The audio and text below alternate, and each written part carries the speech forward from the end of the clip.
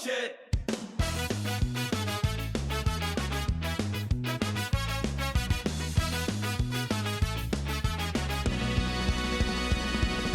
Stereotypical bullshit is on the rise. Oh, sit next to me, let's find the time. Oh, to break the walls, break the walls that surround us all. That's and put a middle finger in the sky. Stereotypical bullshit. Stereotypical bullshit. Well, hello there, my stereotypes, and welcome to episode 4 of the Stereotypical Bullshit Podcast. I'm your host, Jason, aka Super Quick. That's me right there. This episode is going to be super cool. I don't know what we're talking about yet, but I got a nerd and a big guy, aka bigger in stature guy. He's fat. I don't know. Sorry, Matt. Sorry. I know I wasn't supposed to call you the fat guy, but you're not a fat guy. I promise you. You're just a big guy. And I got Dustin as my nerd. So, going to do things a tad bit different from here on out.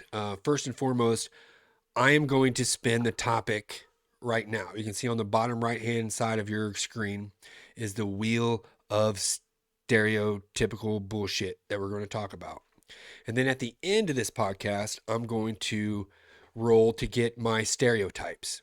And the reason why I'm going to do that is because that'll give me a full week to kind of contact these guys to make sure we got time to talk about stuff.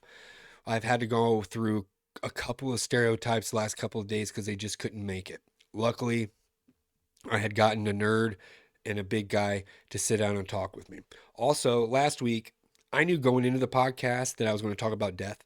Now, granted, I didn't rehearse or know what I was going to talk about, but this gives me, on the fly, like I have to come up with shit immediately on the spot. And I think that's kind of what this whole podcast is about. So without further ado, let's spin the wheel of topics and see what the fuck we're going to talk about today. Okay, you ready? Here we go. I am going to say we're going to talk about AI today. Nope, it's too far off. What are we going to talk about? Dope. Movies and TV shows with a nerd and a big guy. Now, typically, if it's too close to the stereotypes, I wouldn't want to do it. Say, like if we we're going to do gaming and a nerd, chances are he's a nerd because he games. So I might have to respin the wheel. But this, I have a couple of questions I think could, have conversations with a nerd about non-nerdy things. So I have to talk about movies and TV shows. And I'll tell you right now that my favorite TV show of all time is probably Dexter. So much so that my dumbass dog in there, his name is Dexter. I should have named him Zero because my favorite movie of all time is The Nightmare Before Christmas. And I will fucking punch you in your mouth if you don't say that Nightmare Before Christmas is the greatest musical that has ever been made. It is a fucking musical. It's Grease, but in the land of Halloween, right? Probably the best soundtrack of any musical. Maybe besides Grease. Everybody knows Grease. I think Grease is a great musical. But outside of that, I literally just got a zero. Not a zero, but the zero from Nightmare Before Christmas tattooed on me on Friday. Because it is my favorite movie of all time. I love all of the MCU movies. I love all of the intricacies, I said that wrong, that they put into all the MCU movies. And the reason why I love that is because I did grow up reading comic books thinking, man, this would be a cool movie. I wish they would do this. And we've had our variations of certain comic book movies, but fuck, dude, we got a whole cinematic universe of comic books that we thought that we'd never get to see on the screen. And so I am deeply enthralled into the MCU. TV shows are a little bit different. I don't got a whole lot of time to sit and watch a lot of TV shows. The last TV show that I completely finished was A Night in the Seven Kingdoms. Or, yeah, that was a great ass show. That, if you haven't watched that yet and you're into the Game of Thrones universe, dude, that was fantastic. That is probably my favorite IP, intellectual property, as far as TV shows are concerned. I have read, I think, three of the Game of Thrones books, but man, those first couple of seasons of Game of Thrones. Now, granted, it ended super shitty, but those were. I was in my room on my bed Sunday at 8 o'clock every every night so that I could watch Game of Thrones. And if you haven't started Game of Thrones yet, don't, because we don't need you. Well, you should totally go watch it because fantastic. The story is great. The visuals are stunning. Even House of the Dragon, which is based off of, it's a spin-off of the Targaryen family. That's a great show. Go check that out. But A Night in the Seven Kingdoms was fabulous. For some reason, they said it's a comedy. It's definitely not a comedy. There are some comedic things that happen in it, but it was fabulous. I think before that, my last TV show that I watched Ozark, which was great. TV shows are just hard because you do have to watch them every week. You do have to kind of make time to watch them. Now I can carve out a couple hours for a movie. The last movie that I watched was, I think it was called Housemaid. Pretty decent movie. Uh, but if there was a genre of movies that I'm really into, it's horror. It's so much so that my daughter Michaela, instead of watching Dora the Explorer or whatever the fuck was out there when she was younger, she'd ask, she'd say, "Can we watch Michael? Clowns?" Because you talk about killer clowns from outer space, or Michael Myers, or Freddy. This girl sat there and watched horror movies instead of all these like kid shows. That's probably why she came out so fucking amazing, is because of Freddy and Michael and Jason and all the little killer clowns. But man, horror flicks growing up, it was the only thing I can remember that made me feel, I don't know, different while watching a movie. I was scared. I was uh, excited. I was like into it a lot. Now, as I got older,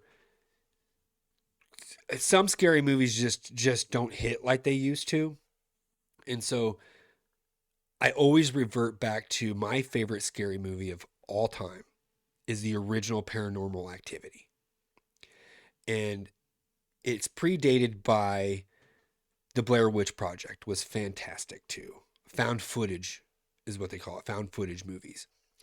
But there's nothing scarier than laying in bed and hearing something drop on your floor, or watching your door open, whether it's a ghost or a fucking breeze or your dog.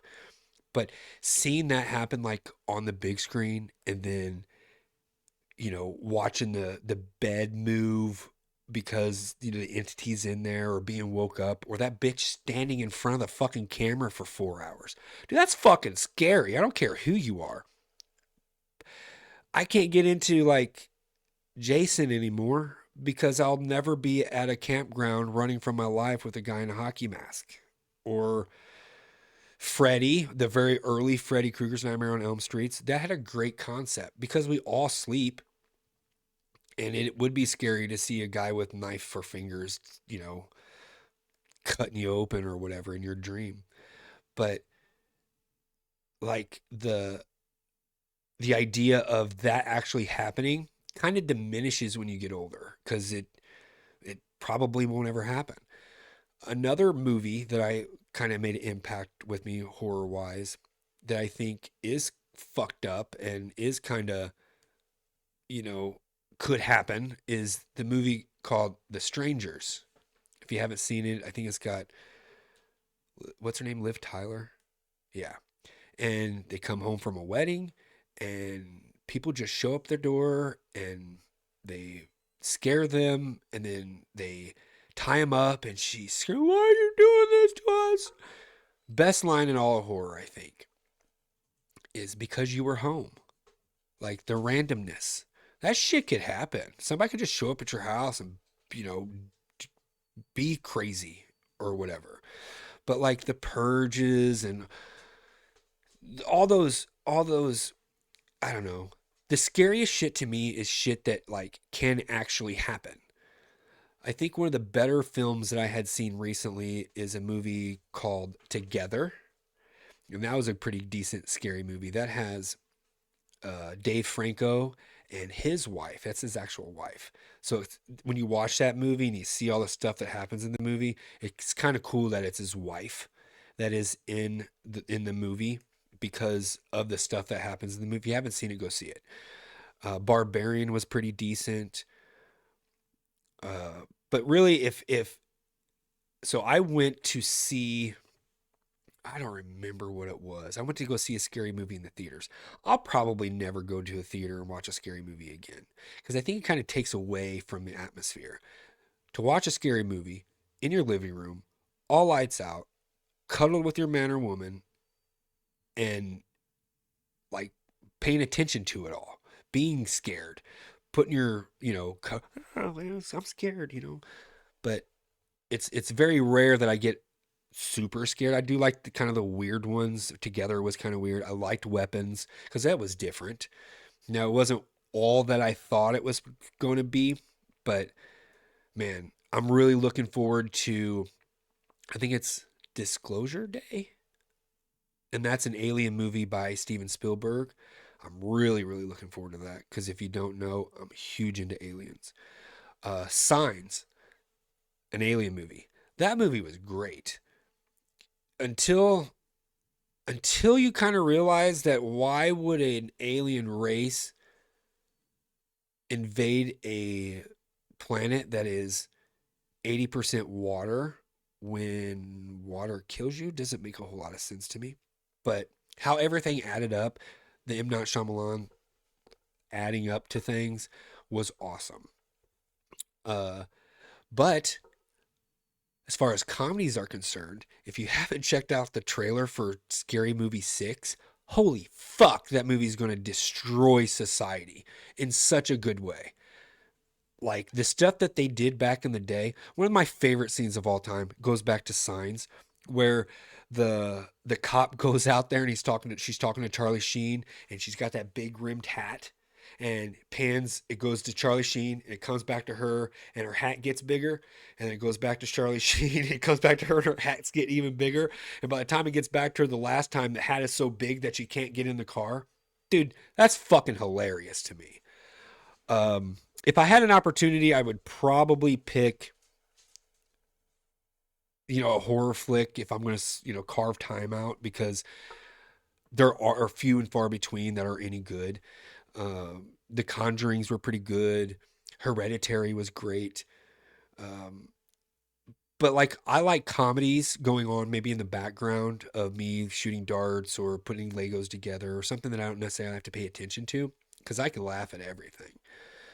Uh, but I'm really into the fantasy type shit, especially with my TV shows. Game of Thrones.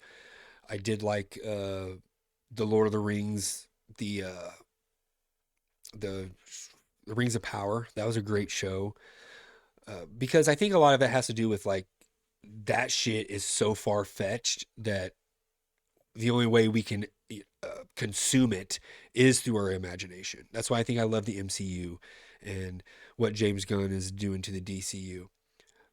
But as far as like shows, it's just really hard for me to kind of sit down and watch them. I think the last one I watched outside of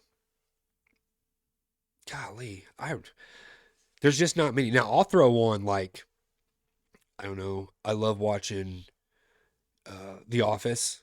To me, The Office is probably my favorite TV show that's comedic TV show because it's just stupid and Dwight's hilarious and Parkour is amazing and so isn't That's What She Said jokes. I mean, how can you go wrong with The Office? But I just don't have the time to sit and watch an hour long show or even binge something. I think the last thing that I actually binged was Moon Knight. Moon Knight was my favorite comic book character growing up. One of them. I felt like he was the MCU's Batman, and then that show, they all came out at once, and then I watched them all at once. The last movie that I actually watched was it's on Amazon right now. It's called The Bluff, and it's written by the Duffer Brothers, I believe. That was a good one. That was a good flick too. It has one show I did watch. I do like The Boys. I try to keep up on The Boys. Um, Letterkenny. Uh, uh, Heated Rivals is on my list only because it's a hockey show, and the gay part doesn't scare me. I heard that it was just a fucking fabulous show. But Shoresy, anything with sports. My favorite sports movie of all time is Miracle. I don't think anything's close. A League of Their Own, probably the close second. There's no crying in baseball, and God, that movie was so good. Um, but there's you just don't get too many sports movies anymore. If you remember, what was that? The Mountain State, what the football show that was on FX that had Alan Richardson, Blue Mountain State. That's a fucking hilarious show. I loved Workaholics. Um, I did watch all of. I love Danny McBride. So anything that has Danny McBride in it, I watch. And the show with them as preachers and shit. What the fuck is that show called? Dude, that's hilarious. If you get that girl in that show is great. What the hell? The Righteous Gemstones is what it's called. That show is hilarious, and it's got. Oh, I did watch Fallout. Fallout was great, and it has that one guy, and I'll think of his name, and he was also in the Righteous Gemstones, and he's getting super popular now. I'll think of it in a minute, but you know, I it's so hard to talk about all of these things because I grew up on going to Blockbuster and my dad telling me that the the the Disney movies that were in the big plastic box wouldn't fit in our VCR. Well, as soon as I understood what the fuck a VCR is, and all of those were the same VHS tapes, he just didn't want me to fucking rent a Disney movie and him have to sit there and watch it. But now, I mean, there is no more blockbusters. There is no more family video. Everything's streaming now, which is great because you can get anything and everything.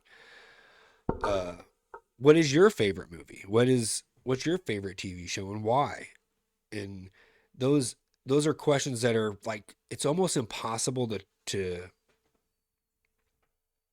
wrap your head around. Mainly because I love all the shit. If it's good, I'll watch it. If it's bad, I'd probably like it.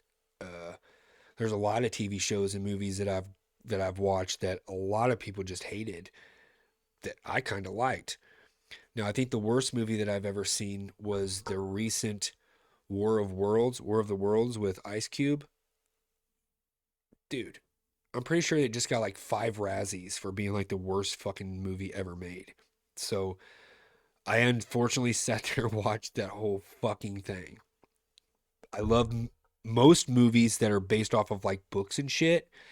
Those are typically like my favorites. If you don't know, I'm a huge fucking Harry Potter fan. I've seen all 8 movies about 19 times a piece, probably even more than that. Um, all the Star Wars movies, I'm really into those. again, fantasy shit that is, it's more in here and not out here. I don't, I try to, when I watch movies and TV, I try to escape from reality. And so the last thing I want to do is watch a depressed guy smoke weed and try to start a podcast. That would have been a shitty movie to me to watch because that happens to me on a daily basis. But, you know, war movies aren't really my thing. After Jarhead, I it's just, too depressing for me. Uh, the first movie I ever cried on was E.T. I think E.T. is probably the saddest movie I've ever seen. I remember being 5, I think, and just bawling, asking mom if E.T. was ever going to come back. And he did come back. His race is actually in the Phantom Menace, I believe. They have the big old thing full of aliens. As the camera's panning down, there's a whole pod full of ET's fucking, I don't know, race or whatever it is. So that was kind of cool. But I try to stay away from sad movies for real. I don't like a lot of dramas. I do like movies like the Ben Affleck movie, The Town. One of the greatest lines ever. What does he say? He goes, "I'm gonna need your help." A terrible Boston accent. "I'm gonna need your help. Some people are gonna get hurt. Whatever, whatever." And then Jeremy Renner's like, "Whose call we taking?" Fucking gangster. Like, let's go die for each other. Let's hurt people to for whatever. I like that shit. But you get into like The Irishman, that's like 5 hours long. Like, dude, come on, man. Like, we get the gist. I like drug movies. Blow, one of my favorite movies. Uh, shit, there's a few of them. Scarface, obviously. Those gangster movies are dope. I did like Straight Outta Compton because I grew up listening to NWA. I did watch the Wu Tang Clan show that was on Hulu. I did watch Alien Earth. If you haven't watched that, dude, if you're into the alien shit, the IP Alien, great fucking TV show. Now these are my recommendations because again, I'm big into horror, I'm big into fantasy.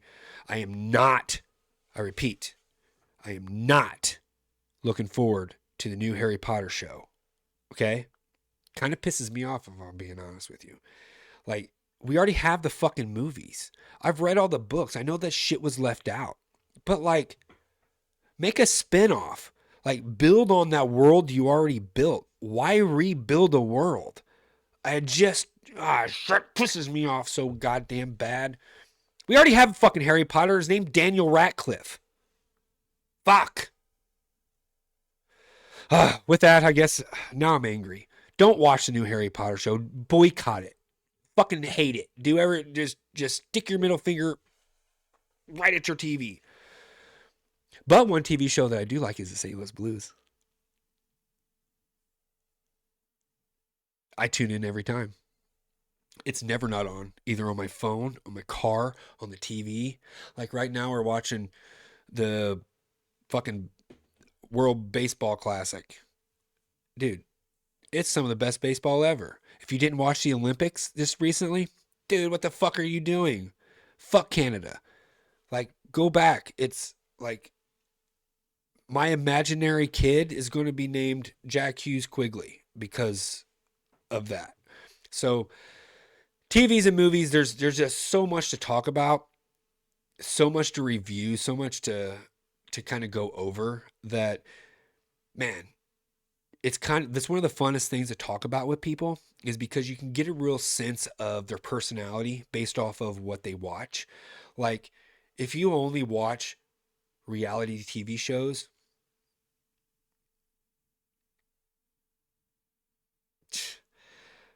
sorry. Sorry for you. Find something a little bit more. I guess that shit's about as fantasy as it gets too. Ain't nobody looking at somebody saying, "I'm gonna fall in love with you and get married tomorrow." Ooh, except for me.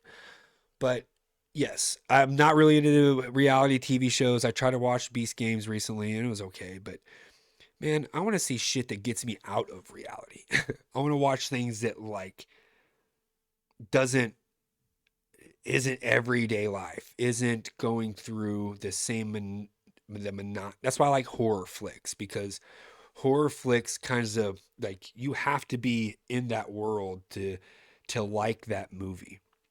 So again, going to the bar, or say you meet a girl or a guy, one of the first things, like, what type of movies and TV shows do you watch? Dude, if you can find a common ground on the TVs and movies that you like with somebody, that's a huge plus. But if I say I love Harry Potter and this bitch goes, never seen it, you know what you will see? The door. Because if you can't get into Harry Potter, sorry. Like, literally half of my dining room is an 8x4 dining room table that has roughly $6,000 worth of Harry Potter Legos on them. If you go into my living room, everything on my wall is Harry Potter. I stream Twitch as a fucking wizard because I want to be a part of that world so damn bad. And so that's one, movies and TV are one of the few things that like you can find common ground on and really kind of get somebody's personality from them. And so I mean, I could sit here and talk about all the movies and all the TV shows and all the adaptations of books and all this shit. But I think in reality, I think the bottom line is movies and TV is, to me, kind of like sports. It's a common ground that most everybody is into. And if you're into the same thing, like you don't care about what's going on outside of things, you can just sit there and watch hey, you probably are married or got a girlfriend or a boyfriend or whatever it is, and I bet you one of the few things that you guys do is watch TV and movies together. I know previously in past relationships that if I watched a show without her, she'd be pissed off at me because I watched it without her. So the main thing about movies and TV shows, it does bring people together. It does start conversations, and those conversations can get really heated. But also, it brings a lot of people together. And that's kind of what, podcasts do. It's kind of what sports does, bringing people together and, liking the same thing and be able to conversate about it. So again, I can go on all night long with all the movies I have seen. And my first relationship, I probably collected over 700 DVDs. Every Tuesday, I would go at midnight and get two new DVDs. The only DVDs I still have today are all the horror flicks that I have. So, you know, it'd be a whole other podcast to just sit here and talk about all this shit that I've watched. I was infatuated with DVDs and Blu-rays when they came out because, again, I was at home. I didn't have to spend a whole lot of money I mean, it's impossible to go to the movies anymore, especially if you got kids. It's going to cost you 50 fucking bucks per person. It's $17 to get in, and then it's $17 for a small thing of popcorn, $35 for the soda, and the people are rude in there. I just can't do the whole movie theater thing. But I can at home, and I typically do. That's where I usually watch my movies and TV shows. So, you know, again, there's so many different genres and movies and TV shows to talk about. Just take this from me. One, the second season of Dexter is the greatest season of TV in the history of TV. Two, Nightmare Before Christmas is the best musical ever made. Fight me. And three, fuck the new Harry Potter TV show on HBO Max, right? Got it? Cool. That's where I stand on movies and TV. Use it as a great conversation starter with other people, and find your common ground. Get online and talk about if you want to find a group for you to talk to talk with. TV and movies are a great place to start. So again, there's a lot of shit that we can go over, but my three things to take from it. So now I need you to listen to my sponsors. I'm going to come back and I'm going to talk to a nerd about TVs and movies. Got it? See you on the other side, bitches. First off, I want to thank my supporters who sponsor this podcast. I suggest you go out and support my sponsors.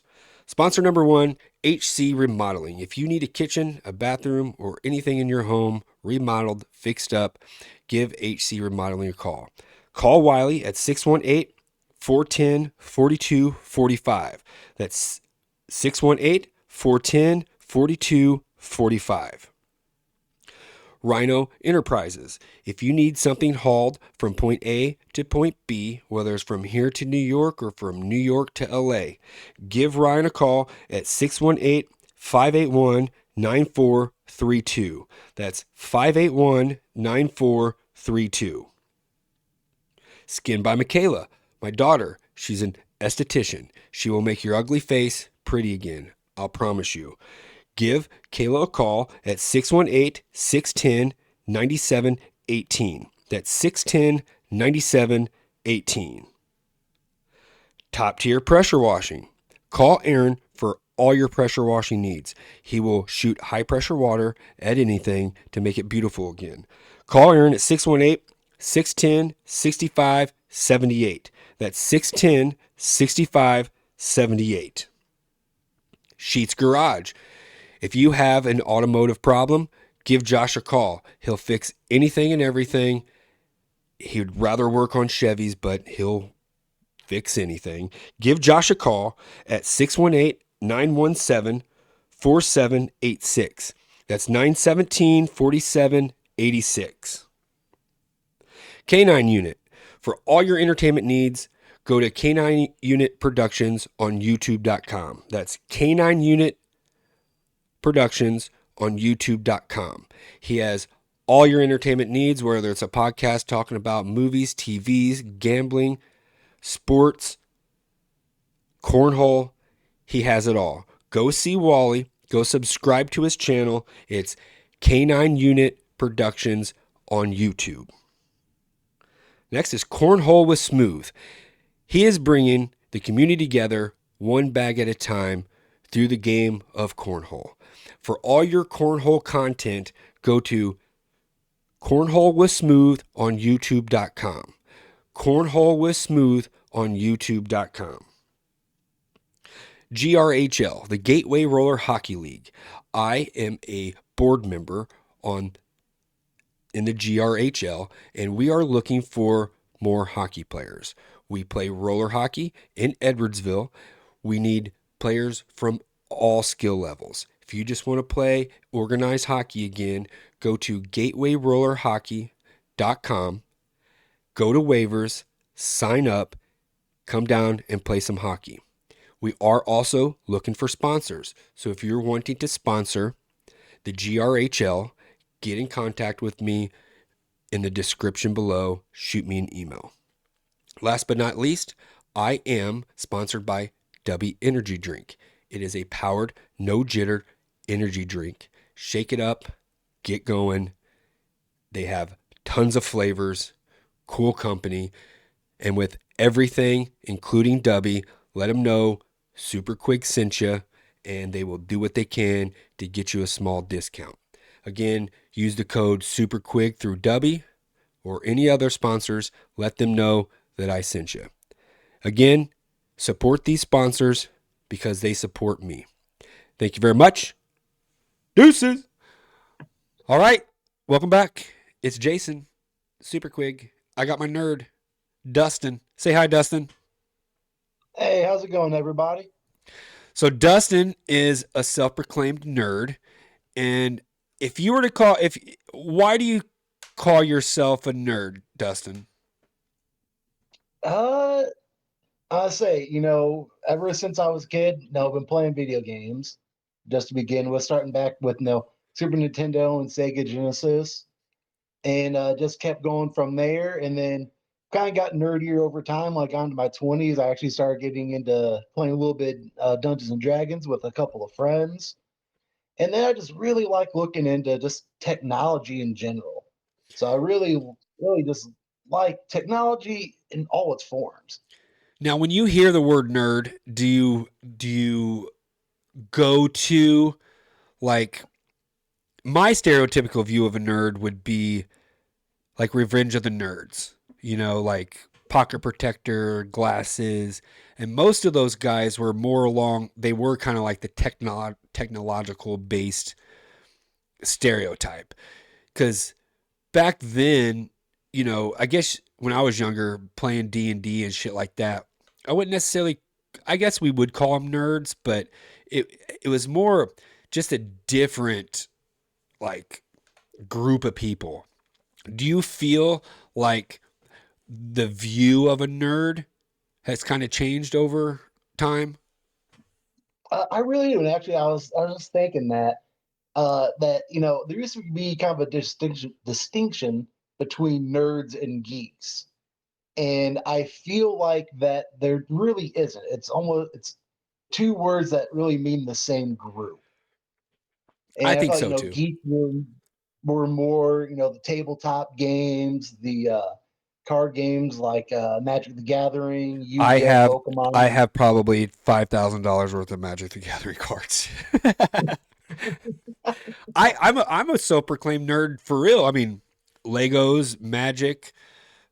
I unfortunately I'm not really into a whole bunch of computers. I know that mine cost a little bit of money, around $1,600, but I couldn't tell you what the fuck's in it. I bet you could, you know.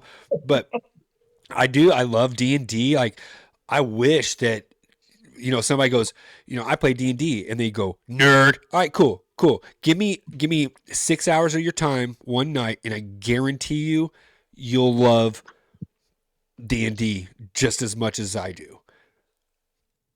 Oh yeah, and nerd and geek doesn't have the connotation like it was when we were in school. Now that's just it's like you got the jocks, the cheerleaders, the nerds. And it's just like it doesn't mean like in the social hierarchy that you're higher or lower because of it, and that's a big difference I've seen, especially in the younger generations. I agree, because I think, you know, gaming in general really does kind of put a stereotypical, nerd label on it. But now everybody games, There really isn't Mhm. a niche that will say, "Oh yeah, he's a nerd," or "He's a geek." So it's that again, I do think that society has changed in that way. I'm sorry, I got to cheer for a minute. The United States just beat the Dominican Republic in the World Baseball Classic. So that kind of goes along with our topic today. Not necessarily what it is, but it is on TV. And so what we are going to talk about is kind of, I would say, maybe stereotypical, but I think we can have a conversation without being talking about stereotypical bullshit. So the topic that I want to talk to you today about is movies and TV. So, my first question to you as a nerd is, do you shy away from certain TV shows because you feel as if it would be stereotypical for you to watch them? Uh, I'll say I definitely do. Like Breaking Bad and Game of Thrones, and I don't know. It was just like I got so tired of hearing about it that I didn't want to see it. Did you read any have you And read any of the books of Game of Thrones or anything like that? well, no, I did end up watching uh watching the series for the most part. But Cal Drogo, I'm trying to remember what the actor's name is right now. Jason Jason Momoa? Momoa. Yeah. Yeah, I really liked him in Stargate Atlantis, Oh yeah. and I really liked him in that. And then that was kind of like my final selling point. I'm like, all right, what are they doing to my boy? Right. So as kind of being in that stereotypical nerdy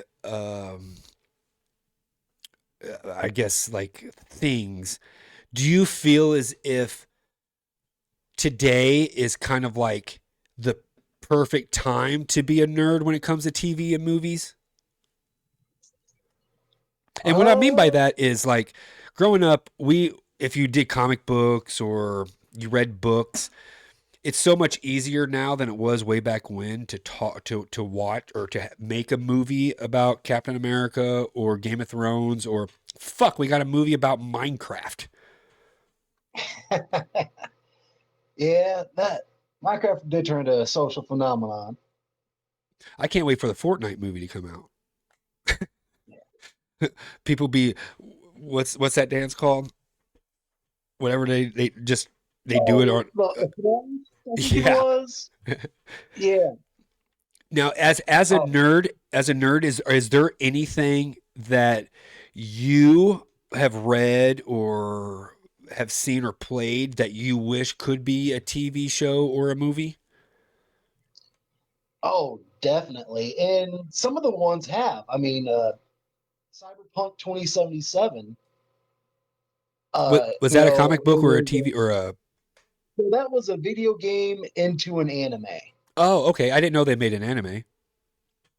Yeah. I can't remember the whole title of it, but it's like a prequel to it, and it really kind of fleshed out the world. And there was a song, I'm trying to, that came out, and this is one of those things I just kind of avoided.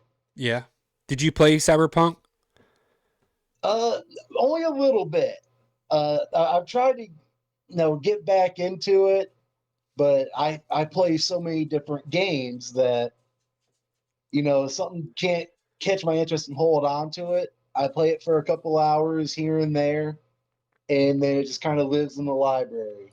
Do you feel as if this stereotype is represented correctly in TVs and movies, or do you think that a lot of times it is super exaggerated? For instance, you know, uh, Revenge of the Nerds, or I think it's called The New Guy. It was a comedy with that skinny kid, and he ended up, or what's that one where the guy Freddie Prince Jr. takes the super nerdy girl and he makes her like super popular or whatever.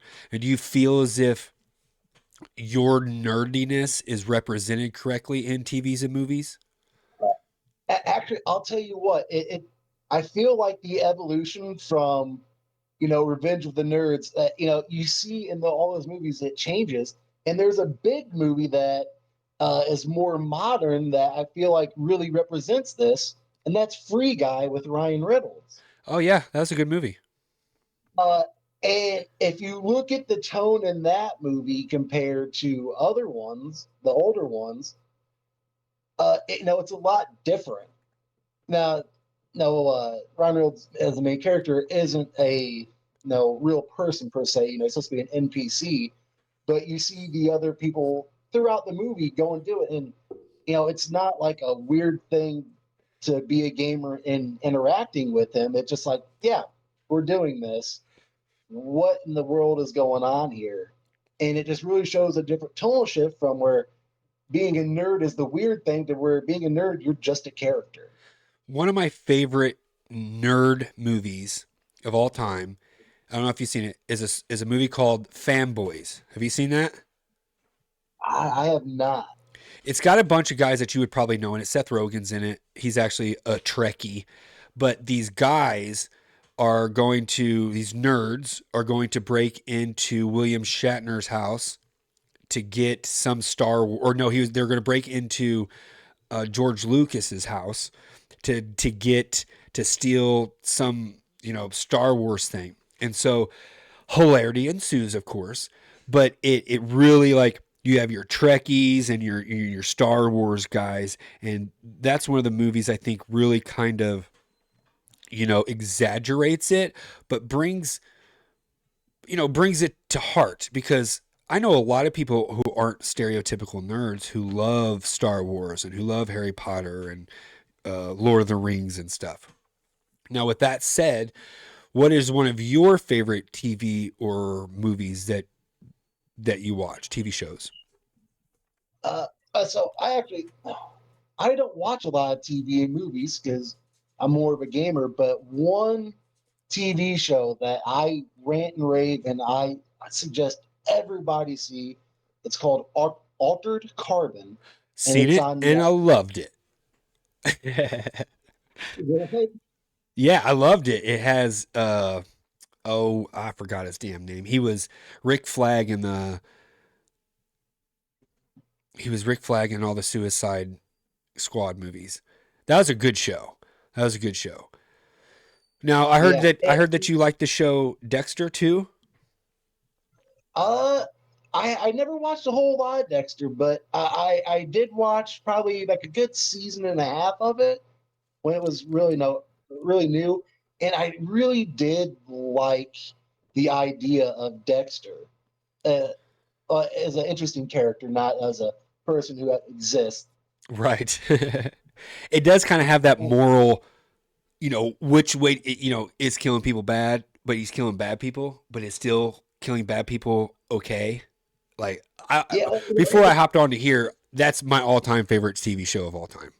Like my dog's named after that guy. But if there was a I think it's kind of like there's like do the ends justify the means, or do the means justify the ends? right, And I feel like Dexter's has very like a utilitarian look at this, and that I feel that's how he kind of justifies his actions to himself. now is there a character in any TV show or movie that you can recall that you personally relate to as through the eyes of a nerd? Uh, well, it's not a nerdy character, but there is an archetype I definitely fall into, and there's a character called Akihiro in Gundam Iron Blooded Orphans, and he's just that kind of rock of the group. Whenever the times get bad, he's the one person that's always there and is able to pull them through the bad times one way or another. And he doesn't get a lot of screen time. He's kind of like a unsung hero, and I love that archetype, and it draws me to characters like that. I do feel. Do you watch a lot of anime? I watch more anime than I watch American TV and movies. Now, through the lens of a nerd, is that a genre that you would like to have regular, normal people kind of get into?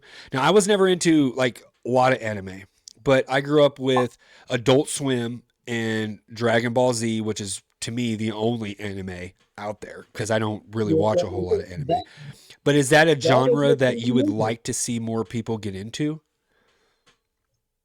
I'll tell you what. With the younger generations, it's already there. Yeah, You I agree. know, we're looking at the bar. If there's anybody that looks, you know, under 35, basically, like there's a solid chance that they've watched at least some anime, whether it be something like Naruto and Bleach or Demon Slayer. That's another one that really hit the mass market. Now, It really struck a chord. I think the one show that kind of flipped a whole lot of people was Avatar. I think Avatar was such a good show that it really brought, normal people into Avatar, anime. Avatar: The Last Airbender. Okay, because Yeah. remember we got the Avatar movie as Yeah, the last well. Airbender, not the real tall blue people. Yeah, yeah. Okay. Did you watch that at all? Uh, I'll tell you what. I watched the Avatar: The Airbender movie Oh, yeah. just out of curiosity, and my God, was it terrible! Yeah. I Now, I do like Avatar the with show. James The TV Cameron show has was been pretty fantastic. decent. The TV show I feel like it was a phenomenal, and I have watched it. And I'll tell you, Uncle Iroh is a G.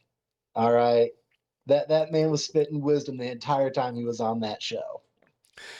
Now, as far as if you as a nerd could give advice to do you feel as if you walk in and then if you start talking about certain things, certain TVs or TV shows, that it does label you as a nerd? No, no. It never really being a nerd. It never really affects how I act. But I know so many different things that a lot of times I get overwhelmed with like options of things to talk about, and I'm like, man, is this something that people would even be interested in hearing? So because my mind is just always all over the place. There's always weird thoughts like popping up in my head, and uh, from experience, some of them hit, a lot of them don't. Right. I can see that. Now, as So I gotta as be. as a guy who is into a lot of different things, do you feel as if other stereotypes mislabel nerds through TV and movies? Uh, not anything new.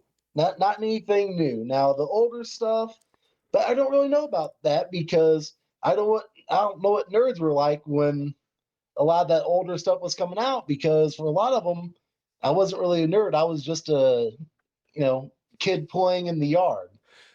Well, like when I was growing up, I'm 43.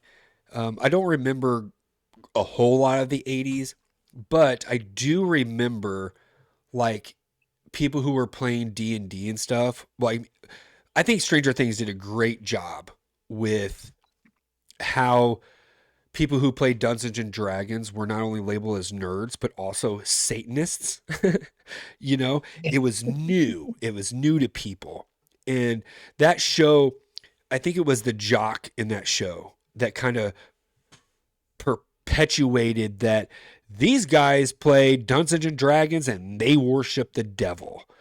And I don't think that there's anything like that today because with the way I think the media is as far as like viewership of things, there's so much out there that I don't think that if you watch this or that or you play this or that, that you would be labeled a nerd anymore. I think nerd now is more, I guess, uh, sociologically accepted, if that's makes sense. Yeah, it definitely is, and as we are seeing it more and more in movies, TV, even music videos and stuff like that, it is really it's becoming less of a group. You know, you're seeing uh, jocks who are also really big gamers. You're seeing uh, you know some cheerleaders and volleyball players and all this, and it's like it's all these different kind of people, and they do the stuff that we would used to call nerdy. Right. Now, did you happen to watch Stranger Things at all? I have not. Now, that's one that again, that's kind of it's these are a group of nerds and they end up saving the world.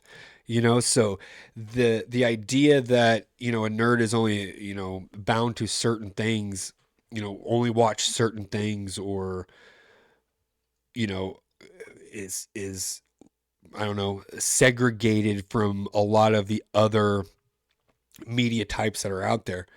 As a gamer, or excuse me, as a nerd, what is a TV show or a movie that you would recommend to people to kind of help, I don't know, lower that stereotype of you being just a gaming computer anime watching nerd?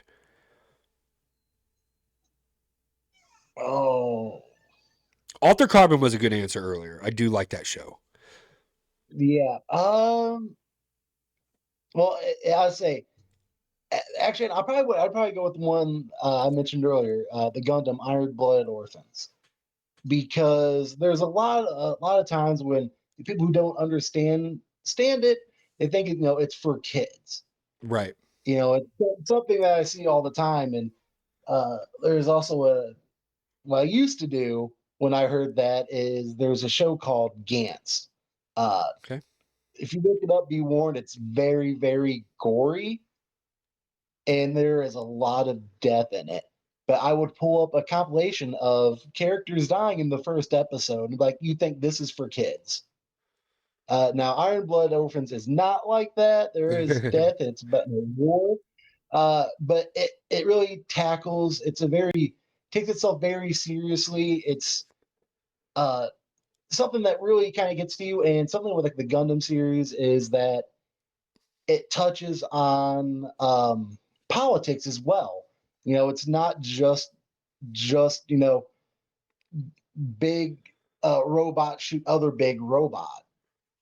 It really dives into some of the into like the politics of the universe. That it really adds a lot of depth to it. So And so that's your recommendation for a genre for people that would see it as just a nerdy genre would be anime. yeah.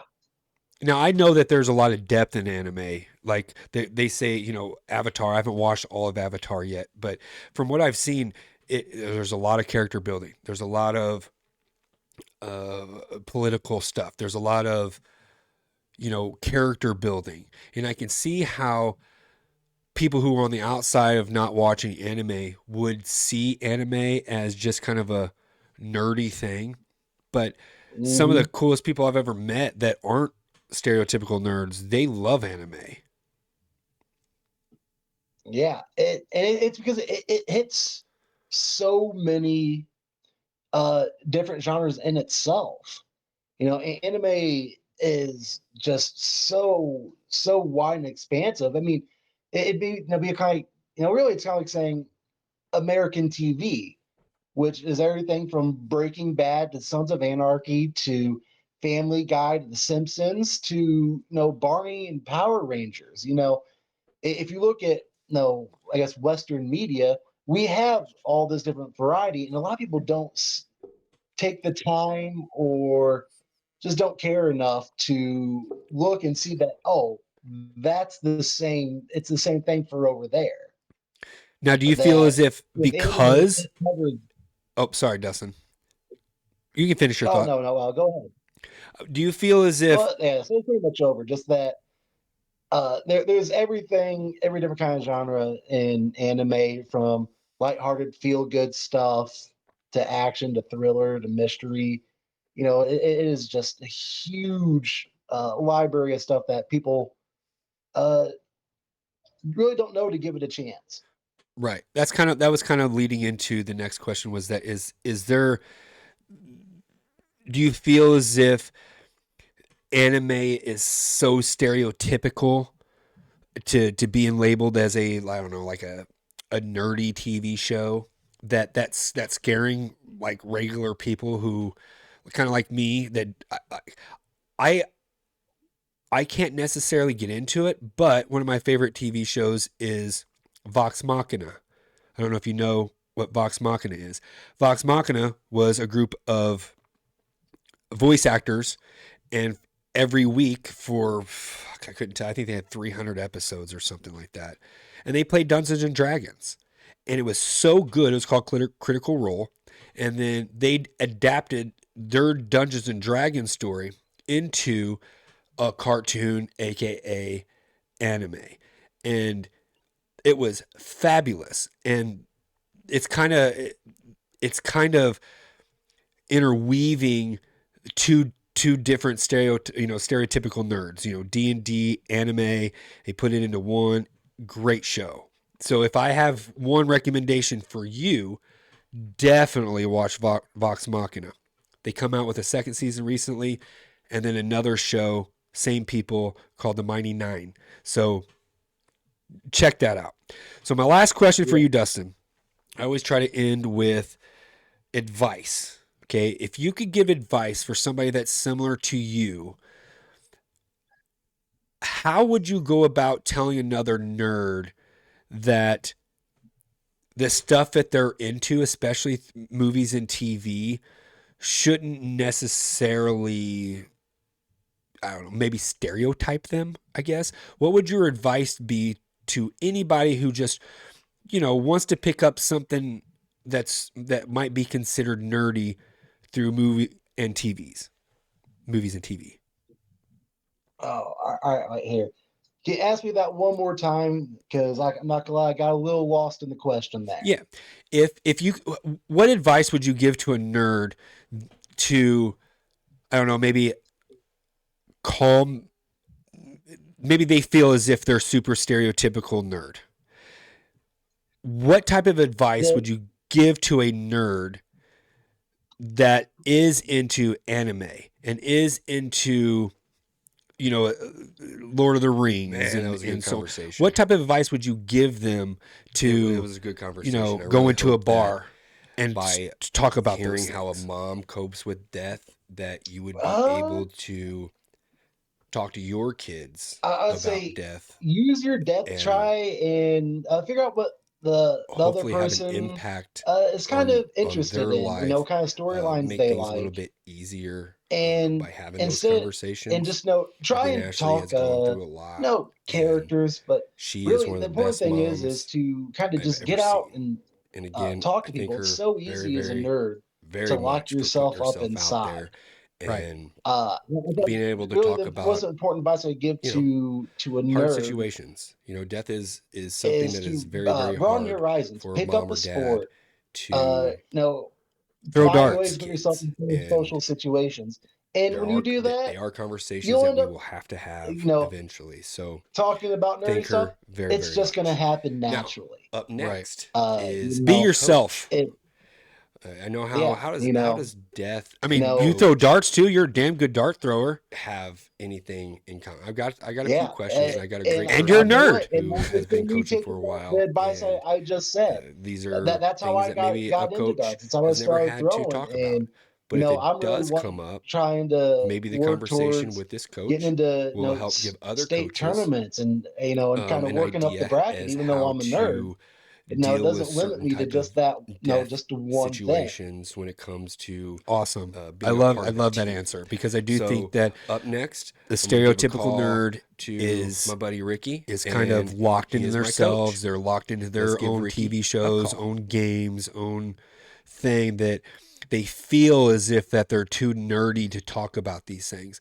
But I know firsthand that once you start talking to somebody, you might not think that they like anime or have, watched Game of Thrones or Lord of the Rings or whatever, but I know a lot of people that don't necessarily look like the stereotypical nerd that loves those type of things now too. So Yeah, the times have changed, and it. Now, what was the movie? Rise of the Nerds? Was that a movie, or am I just making that no, up? I think that was the third movie actually. Yeah. Well, they have rose, and now they are just another citizen walking among us.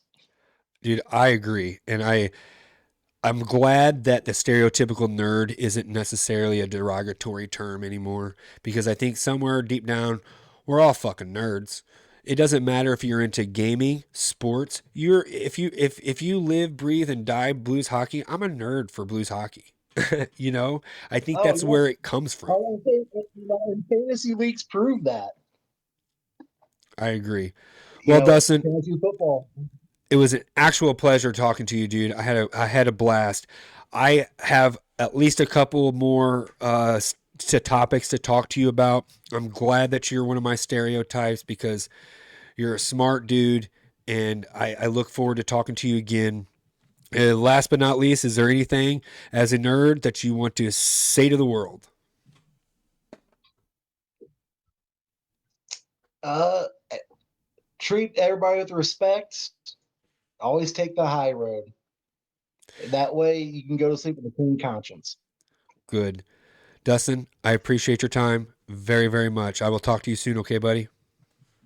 All right, thank you, man. I'll talk to you soon. See ya. Everybody say bye to Dustin. Bye, Dustin. See you, buddy. Awesome conversation. And the reason why I say that is because he's not your stereotypical nerd, you know? Like I was telling him earlier, When I say nerd, you're probably thinking of a guy who goes to Comic-Con and watches all the movies and all the anime and dresses up and goes overboard with certain characters and stuff. When in reality, this nerd doesn't even watch that much TV, doesn't watch that many movies because he's into other things too. So those are the type of stereotypes that we were able to, lower the walls on because not all nerds are the same. Not all nerds, you know, go to the Comic Cons and love all the major IPs and is only into the Harry Potters and only into the Star Warses and stuff. So it was very nice to hear somebody that is considered a nerd, but not your stereotypical nerd. So that was awesome. I really hope you enjoyed that. Dustin's a great guy, and I can't wait to talk to him again. Now, up next is my buddy Matt. Matt is a bigger guy. I promise I'd say he wasn't the fat guy. He's just a bigger dude. And for him to come out here and talk about being a big guy, it takes a lot of guts. It takes a lot of, you know, it takes a lot to talk about that and be this guy. So we're going to talk to Matt, a big guy, about movies and TVs. Here we go. Let's call Matt. Okay, we got our big guy. Everybody say hi to Hello. Matt. Hi, Matt. Hi, everybody. What's up, So Jason? Matt is a self-proclaimed stereotypical big guy. I've known Matt since high school. We're 43. So what? 25 years we've known each other. 25 years. Roundabout, yeah, but I'm 42, so don't put that evil on me, Ricky Bobby. I'm Yeah, 42. dude. I'm telling you, once you hit 43, it's all downhill. All Yeah. downhill. Oh, it was 19 for me, man. It started that early, huh? Well, hell, it went with the hair too. I'm also the bald guy. If you ever have. Don't tell Yeah, everybody that your one. secrets. Oh no, I'll climb up on a pillar and start telling strangers about my hair. If you One give me thing a that I do chance. want to say before we get started, I do appreciate you coming on and putting yourself out there, man. Some of the best people are the people that are willing to talk about shit like this. So I do commend you for doing this, and I thank you for, hopping on and talking about something. Oh yeah, dude, no worries. I'm happy All to right. do it. So what we're going to talk about through the eyes of a big guy. Now, before we get started, I don't want you very well could be 142 pounds, 5'2", just lying about being a big guy. Have you always been a big guy, Matt? No. When I was really young, until I was about 5, I don't know what the whole deal is. I don't know. I'm not a doctor. But my tonsils were really, really bad. So I was eating like baby food and shit until I was like 6. And So I it's got my Gerber's tonsils fault. out. I'm sorry. It's Gerber's fault. Well, Gerber could have actually probably helped me. No, Dude, I as soon love as Gerber, but I had to eat stuff that was like baby food or like, ice cream or soup or whatever because my tonsils were really bad. And I went in at 6 and I weighed like 44 pounds or something like that. And they cut my tonsils out. And 6 months later, I was 95 pounds because I could eat finally. So it was it was an uphill fight the entire time. So, but I'm fine.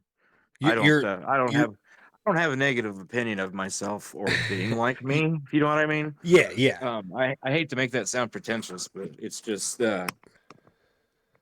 I'm cool with it. It's being big. It's always been like it's somebody else feels bad or whatever.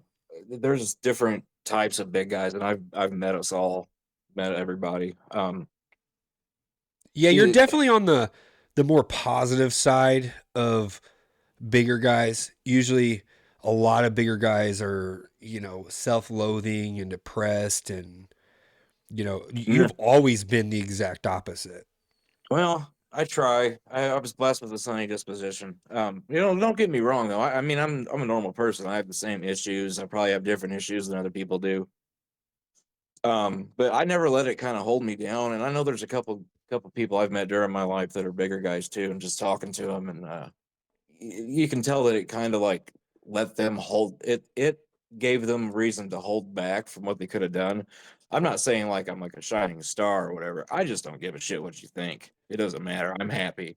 So I other than love I love hearing that and letting people know that's this is just you. You know what I mean? You're not trying to be somebody you're not. You're not trying to, I don't know, no, it's too accommodate for hard. things that you weren't in the past. You've always been like this. You've always been just a fucking cool ass dude. Well, I appreciate it. I tried to be I try to be the same. I try to be the same person across the board. Like if you talked to me 10 years ago and you see me, we're gonna have the same kind of conversation.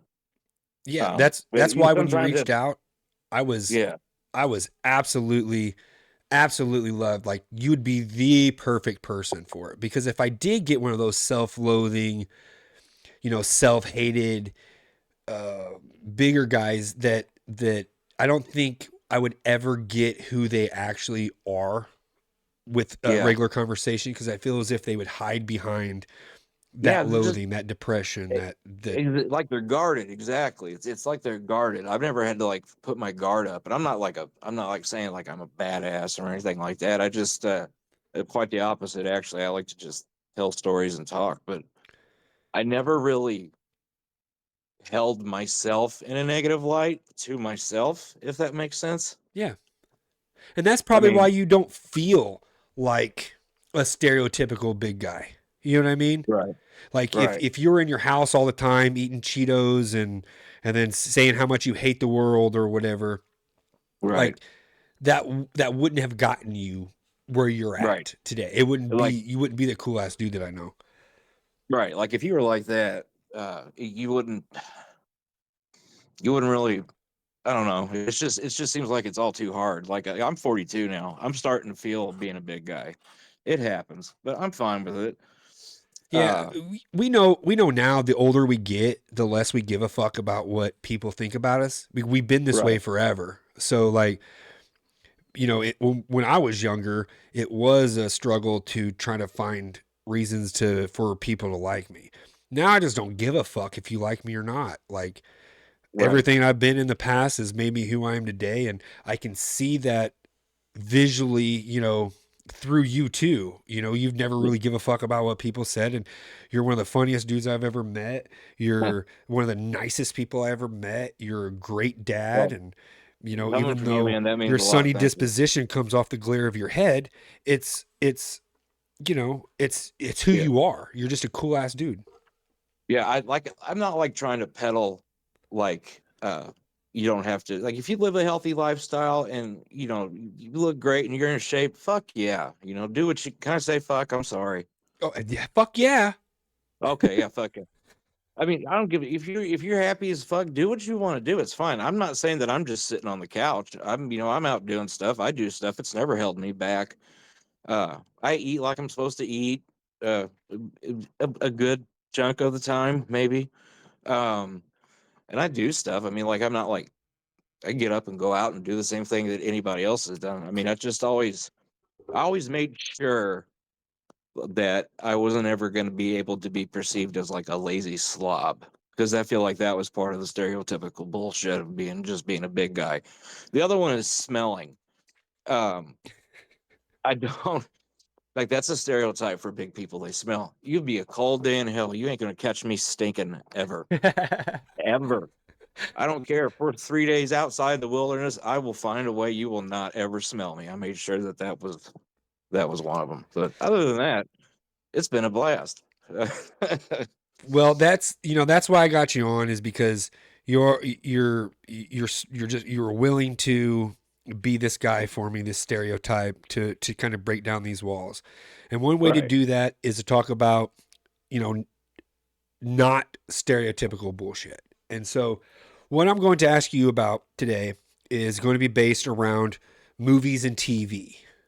Okay. Okay. And it's always going to be the lens of a big guy.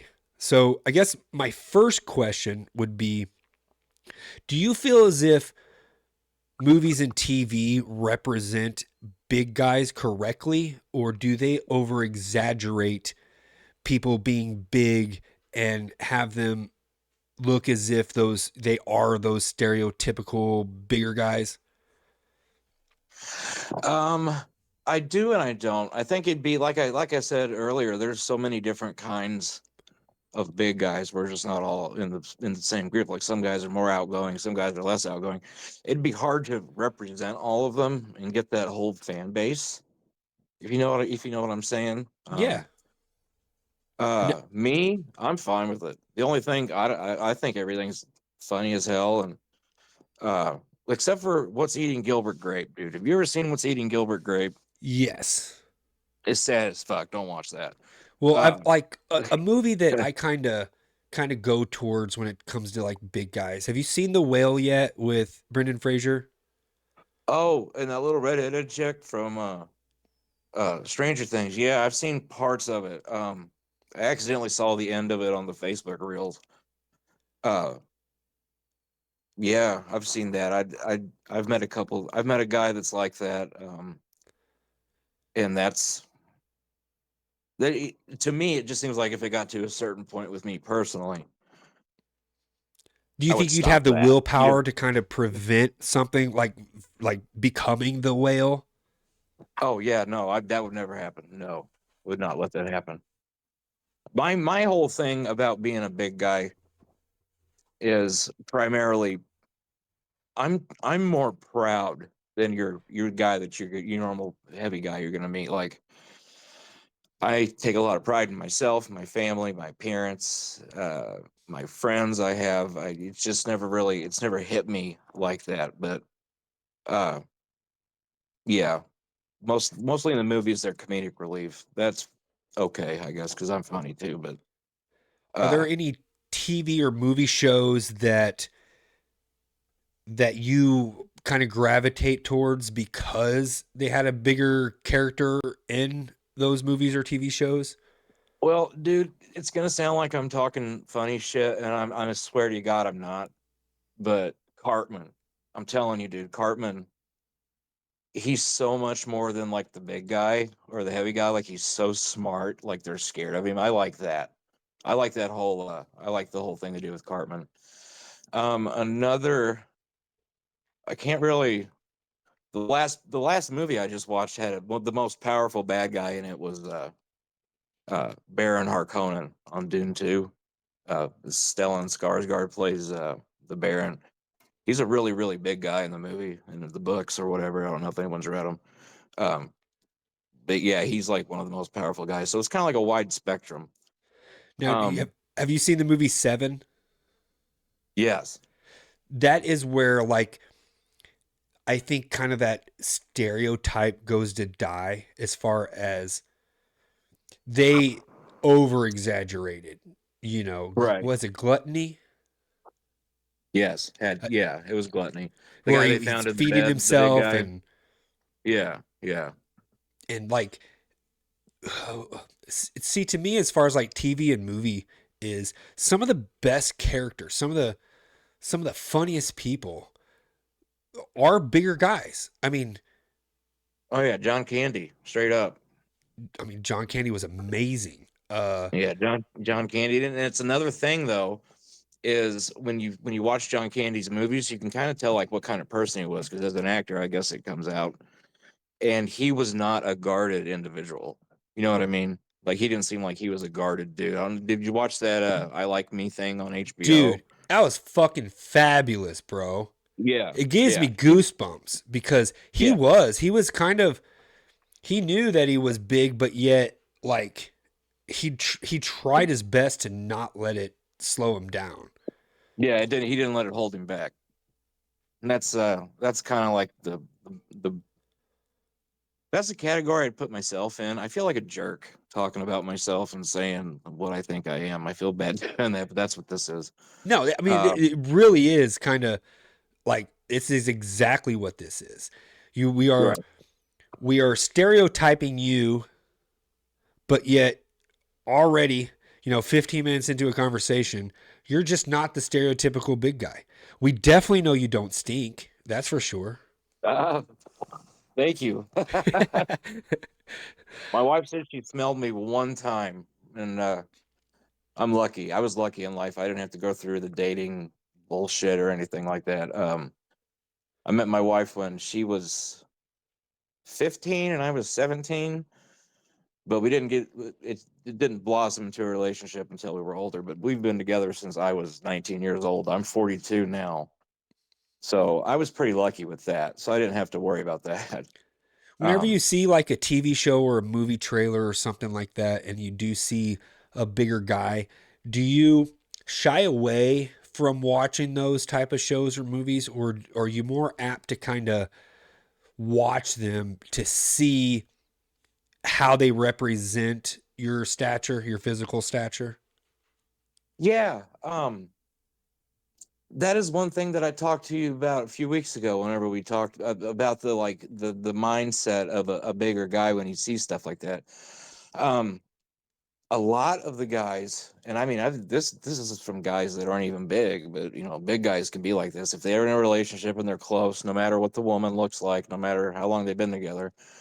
I've seen a couple guys get kind of like, ugh, whenever there's like, say, the girls are watching Baywatch or a commercial comes on. That shit never bothered me. You know, I've always kind of like been with my wife. I'm like, if you can find somebody that likes you better than me, that looks better than me, and does treat you better than me, go ahead and go out there. But no, it never. Now, growing up, did it? Did you recognize that there was no big guys in Baywatch, or there were less Oh, bigger guys in TVs and movies?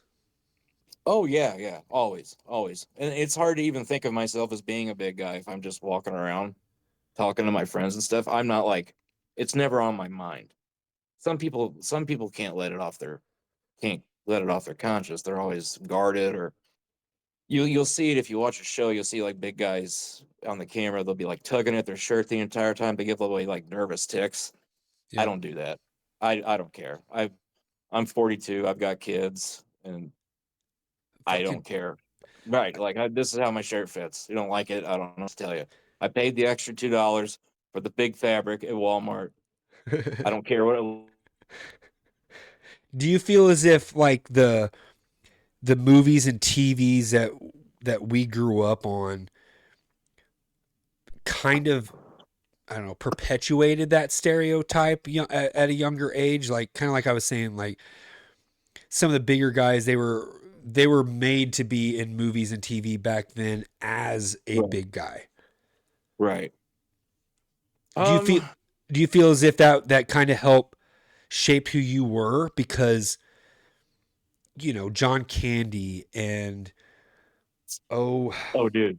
One of the what's his things name that helped. from Saturday Night Live? I'm drawing a blank. Fucking Oh, Chris Farley. Chris Farley. I mean, Yeah, probably one of the funniest people on the face of this planet. dude. I'm gonna tell you.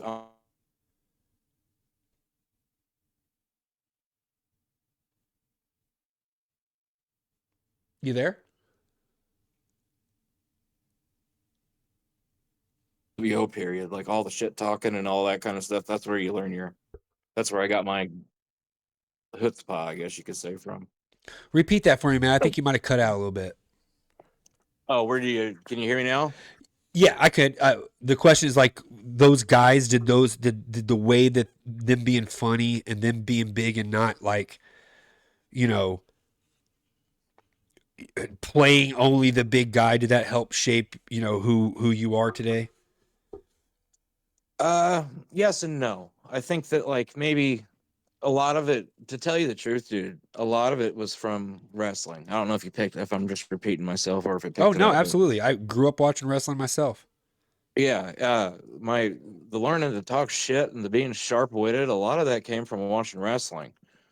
And I was just a little fat boy, so I watched wrestling all the time. So, And that's one of uh, that's a TV show that like accepts bigger guys.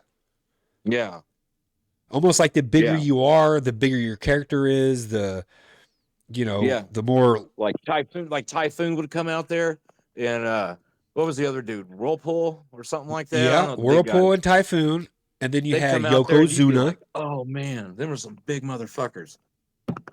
No, I Hacksaw could. Jim Duggan wasn't small either. No, he was. he was hefty until he got fit, and I think he just survived cancer or something like that. Oh He's wow. doing real good. Doing real good. I mean, one of But my yeah, favorite wrestlers of all time is Mick Foley, and he's not your prototypical wrestler, muscle right. bound. No, right. He I like his stuff. He's really cool. I don't get political with things, but everything that he says is usually pretty funny. Yeah. He's I'm surprised that he walks around, actually. Dude, the shit that he put himself through just for us to say that was dope as fuck. It's absolutely Right. insane to me. Like I remember watching the pay-per-view, the Hell in a Cell, the first Yep. one Yep. With with him. Undertaker. Yep. And I remember watching him throw him onto that wrestling table. And I thought to myself, like, you're almost embarrassed to think like, oh my God, that's you'll be embarrassed if you act like you think it's real. Like everyone will be like, oh dude, wrestling's fake. But Tell Mick Foley you- that. yeah, Because but you that was still you sit there and before you see it. You that sit was there and you before see he it, and in got your choke mind, you're really slammed like, through the cage onto right, tacks. right. Like you sit there and you think that in your mind, but then you see this dude do this, and you're like, I don't fucking think that was fake, bro. I think he just went through the cage. So do you Yeah, it was feel as nuts. if you're so quick-witted and stuff because of the stereotypical bigger guys in shows and movies were more of that funny type and not like, always serious or always gloomy? Right. I knew that I was going to get picked on from just because of how I looked. I knew from the second I realized I was a bigger guy. I knew when I was a kid that I knew I was going to get picked on. So the only way that I learned, or what I decided to finally do, is I learned to just like talk shit back to him. I know it sounds like it's just a stupid excuse, but I mean, like I had to perfect it to get to a certain point where I felt comfortable where if someone started talking shit about me or making a fat joke or whatever, I could just throw them right back under the bus and make them wish they never even said it. I mean, So I honestly God, I've been the same way. Now, I unlike you, I never really got that from the outside. Nobody ever said you stupid fucking ginger or you four-eyed freckle-faced fruit or whatever. But right, because I was in my head thinking that people were thinking that's why I was always funny. I mean, you can't hate yeah. a funny guy. I still got you Yeah, yeah. reconnecting. Yeah, I can still hear you. Okay, there you go. Yeah, like I never thought anything. uh, I never grouped you in with anything, or when I knew you in school, that was my thing. I tried not to like really. Some of the dudes you couldn't help it.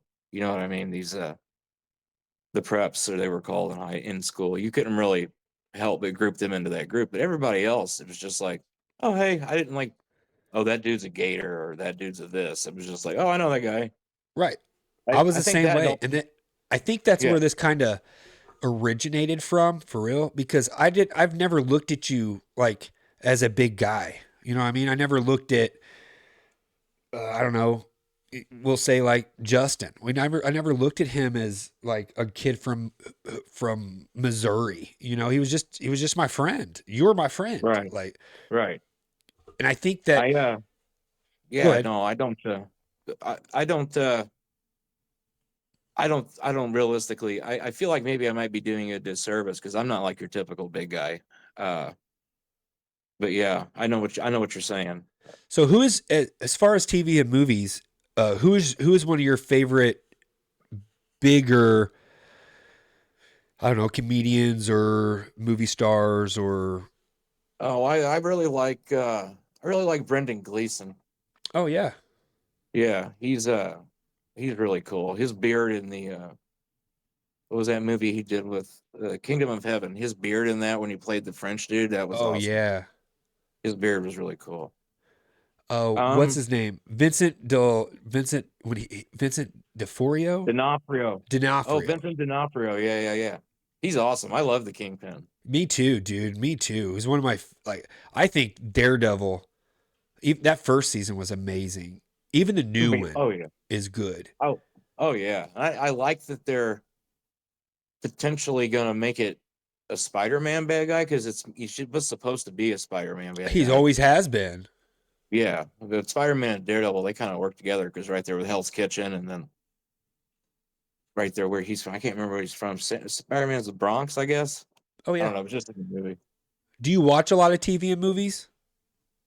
Um, yeah. As I'm getting older now, I'm a gamer, bro. I usually just I like single player games. I get on there and play Oblivion Remastered. I've got so much time in Skyrim. I won't even. Have Well, you bought I all won't even. 19 versions of it? Yeah. No. No. I've got The three solid versions. remastered version of Skyrim is out right now. Yeah, I saw that. I also saw that they put it on the Switch, Oh and god. Now I got to go buy a when it came Switch. out, yeah, when it came out, when this was a few years ago, when the Switch came out, they had a Skyrim version on it. That when you got it, you got the special thing for Nintendo, and you got Link's outfit. Oh, really? Yeah, That's pretty dope. but I mean, like, I don't see how you could see what you're wearing running around on that little cartridge like that. But Is there they any character in a TV or movie show that I wouldn't say misrepresents you, but is a bigger guy and then you just didn't like what they stood for? Like yeah, as I a don't like bigger most of guy? the yeah. I love Jack Black, but sometimes he just makes the stuff too outlandish for what it's like to be a big guy. But he's pretty mobile and moves around and stuff like that. But I don't know. Like when they did that Tropic Thunder, and I he was fucking the love that movie. yeah, dude, and he was the Portnoy or whatever. He was Yeah. the Barters or Where he something like did the that. spin-off of the what was it, the blurts or the flarts or something like that? And they all sit Yeah, there and yeah, fart. yeah, yeah. That one was kind of hard to swallow, but other than that, like I said, just sitting here talking to you, if we weren't talking about it, I wouldn't have really realized any physical difference. I'd be like, I know I'm bigger. I think a lot of it, part of it that helped was I was also taller because Yeah. I'm 6'1". So people see me, especially now when they see me, they see I look like I have I'm not very approachable looking. I've been told with my bald head and being bigger than everybody, and uh, that's kind of rough. But I mean, that's just the way it ends up becoming for me. I feel like it's actually become like iconic for myself. Yeah. Whoever I'm important or whatever. But That Well, the only talking thing, about the only Jack Black in Tropic Thunder, it leads me to like the Nutty Professor. You got a guy who is the size of me in Eddie Murphy, and he puts on, a fat suit. His whole family's fat, and it's it it's funny. It's funny you bring that up, dude, because maybe in my life I've maybe only got maybe three memories of someone making fun of me for being big, that affected me. And one of them was in like eighth grade, and that was the Nutty Professor joke because I had to go up and write something on the chalkboard. And I remember telling them like they were like, "Oh, be careful! What you're writing underneath is falling off. We should rub it off." And I remember just turning around. you never had anybody behind you going, Hercules, Hercules, Hercules. Oh yeah, yeah. I do that to my son to this day. He's gonna be 30. Do you wish that there was more bigger guys in TV and movies? Yeah, you broke up on me, Jason. I'm sorry. Yeah. Do you wish that there were more representation for bigger guys in TV and movies? No, You don't no. feel as if like, I don't know, it's kind of that It's just maybe I think that it would be based off the person you asked. Again, that's why I said I feel like I was doing you a disservice because I'm not as guarded as another big guy might be about it. But I And to think see something, again, it's perfect. Again, it's perfect that you're not, right? because I think the stereotypical big guy is what everybody would want to hear about. They want to hear that I never watched Nutty Professor because you know, I don't Yeah, know. They put a bad look on us big guys. You know what I mean? right. Yeah, but like if I sat and watched that right now with my family and that part happened, I would just look at him and be like, yeah, that can very well happen. You have Is to be there any careful. TV or movie shows that you've shown your kids that has a bigger guy represented into it to see if, they kind of have any type of reaction to it at all? Uh,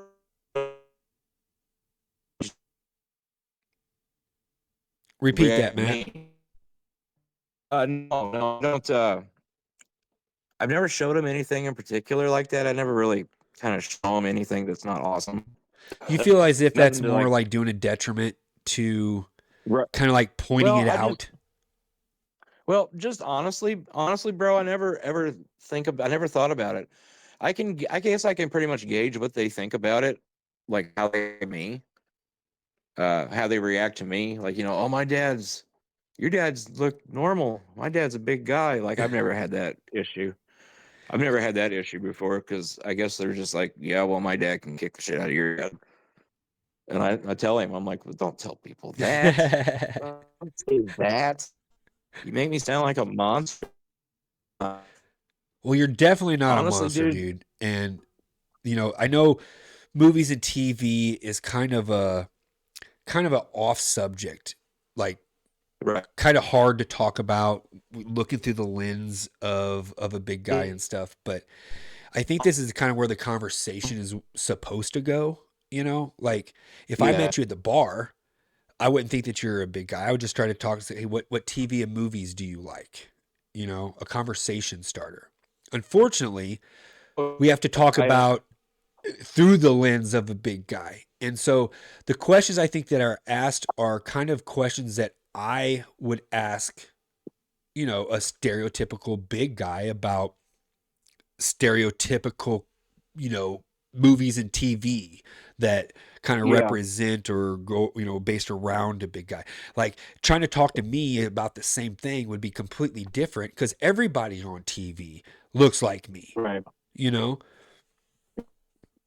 And I think that, I being able to talk to you about just, I think these are questions that probably other people have that would love to ask big guys. Like, do you feel shitty that there's a big guy on TV? Do you feel as if you're misrepresented? Do you feel as if only the funny guys are big? You know what I mean? well, I don't. I personally don't. But I can see how some people would probably that would not help with their. I think that would probably hurt their self-image more than it would make them feel. It would probably just add to it. Right. Like the way they see that, it would probably just add to how they feel. My thing would be like, if you have a big guy on there, man, don't stick him out like a sore thumb. Don't use him for like a gag or whatever. There's never any big people in the background. I mean, grab one of them. Right. It's the only last time I saw big guys that were part of the cast, and it was really funny and awesome. Was a few good episodes of Cheers Oh, yeah. He was in it. It was with Norm, and Norman was always on the corner of the bar, oh yeah, you know? And I think he that said his again, wife was mean though. I don't have that problem. I just come home and I get my dinner. well, I always try to make my last question. If I kind of base it on the topic plus your stereotype. If you Right. were to talk to another big guy who doesn't, if you have any advice towards somebody else who, a bigger guy who kind of sees the bad in movies or TV because they look at it in that detrimental fat guy, like I hate this because he's misrepresenting, like what advice would you give to somebody who might think like that? Well, coming from me, I would 100% tell you And that's just me. That's just me You would saying 100% quit. tell them what? I would tell them quit being a pussy about it. Get out there, be yourself. Nobody cares. Nobody cares. 100% nobody cares if it affects them. I would tell him, I would have a conversation with the guy about all the problems because I probably understand him too. I'd probably try to make him laugh because that usually makes people feel better. But I'm going to start that conversation off with him about like, quit being a pussy. If you don't like it, change it. If you like it, fine. At this point in my life, I'm just hoping that for my kids not to need me. And I know everybody saw that on Facebook and saw the little posts that everyone shares, but I mean it. Other than that, I'm good. I told my wife, I'm like, if something happens to me, don't feel bad. There are way worse ways to die on this planet than a clogged heart. Don't feel bad about it. And I always told her, I'm like, I'm happy that I know for a fact that I will probably die before you. Other than that, uh, it's just you gotta let it. You gotta let it. You just gotta be you. You know what I mean? Like some people are just supposed to be big, Yeah, I agree. no matter what they do. And tell the dude, I'd be like, look, you're not as away from being one of these other people as you want to be. It's just how you carry yourself. Be yourself. Dude, I cannot gain weight. Like even taking testosterone and lifting weights, I gain muscle mass. Now, I just can't I get, no remember, matter how much I eat or whatever, I just can't get big. But I don't go around being like, ha ha ha, you know, I'm I'm yeah, skinny I'm fortunate, because yeah, just like you, I have the same fucking problems, whether it be can't get to work on time or can't, I got to cook dinner for the kids and stuff. So, you right. know, I've met small guys, uh, pressure that have cholesterol problems. It's almost parents. Yeah, you're gonna be more a guy, so I've kept an eye on those things my entire life. I'm healthy as a horse. Uh, besides a horse has a lot more hair the than you do, Matt. dude, I hate horses. I've been bit on the nipple by a horse. My buddy, my you know, buddy you, had a you know, horse. you know that movie Black Booty, Black Beauty. Fuck that movie. Dude, I can't do horses. My wife is terribly allergic to them as well, and I cannot do horses. We were at my friend's house. I'm sure you know him, but I'm not going to say anybody's name. Um, they had a horse. He was like, "Yeah, you can pet it." So I'm like, "Okay." So I walk over there and I got this carrot, and he's like, "Make sure you keep your hand straight." I kept my hand straight and I stuck it down there, and the horse was eating the carrot. And I'm like, "This is fucking awesome, dude." I'm like a young kid, all stoned. This is fucking awesome. Next thing I know, I feel it breathe into my armpit, and I feel a horrible clamp just miss the tip of my nipple. Oh my God. So And you would have been a big I looked, guy, bald with one nipple had it hit it. well, I kept my nipples. I looked at the horse, and it's a long story. They'd have to tell you too, but it fucking growled at me and then chased me uphill. A horse. I shit you not, dude. I would have loved to have seen that. No offense, but I would love to have seen that. I'd like to see it too. I bet it was fun. All right. That's another thing where being a big guy didn't hold me back. I was able to get the fuck out of there as quick as anybody. All right. One last question. Uh, Mhm. what movie would you? What movie is your favorite movie that you would recommend to anybody to go out and watch? Because it hit you probably more personally. You don't have to be. It's not about just being a big guy, but as Matt. What's the one movie or TV show that you want everybody to watch? Oh, um, Jesus, that's uh, that's a big one. It can be. Does it have to be like representing a big dude, or does it Nope, have to not at all. be? Not at all. This is just a big guy saying, "I love this show. Go watch it." I'd have to say. The original Roseanne. Dude, that's such a Not that good fucking answer. Not this stupid new shit they got on there where she died because of pills or whatever. I'm not saying anything bad about it. I'm not getting into political views about it. I'm just saying the OG Roseanne was the shit. Wasn't that, And that don't you think that was like the realest TV show that was ever on TV? dude, yeah, Lanford, Illinois, it was supposedly, I don't know if Lanford's a real place or not, but it was just up north. I just and it looked like my cousin's house. You know what I mean? Like it looked like my friends' houses. And The I would mother, honestly, Matt, I would think that would be your house. You know what I mean? Like right? they talked like us. They couldn't pay the bills. They had issues with it. It was just, I think it was again just one of the realest TV shows that was ever made. Oh They yeah, made there's an fun of episode. themselves. They had shitty kids. One was an emo chick. Another one was a nerd. The other one was a whore. Like Right. it There's an was great. episode. There's an episode in the first season that they got some extra money or something because Dan sold some work or he did something. They got some extra money and they had like $50 extra, which in 1988 was Couple $100.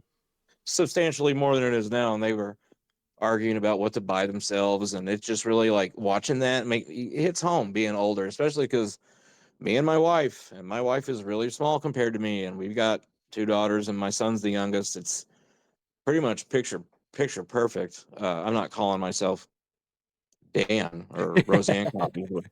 That's Dan Connor, and uh, Uncle Phil. Those were the best television dads. Oh, for sure. I'd For even sure. say That was Bill a great Cosby. recommendation because if you were just lower middle class, you related so much to those people. Oh, dude, yeah.